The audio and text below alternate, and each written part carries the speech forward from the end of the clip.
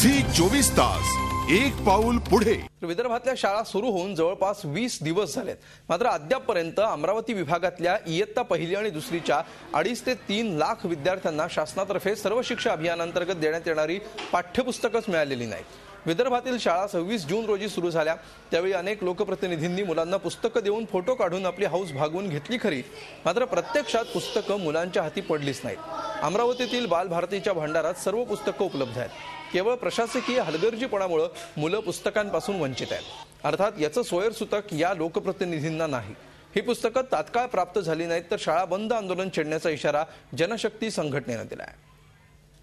इयत्ता पहिली व दुसरीच्या पुनर्रचित अभ्यासक्रमाची नवीन पाठ्यपुस्तके काही प्रमाणात जिल्ह्यास प्राप्त झाली आहेत। उर्वरित तातडीने उपलब्ध होईल यासाठी माननीय संचालक यांच्याकडे मागणी करण्यात आलेली आहे। झी 24 तास एक पाऊल पुढे।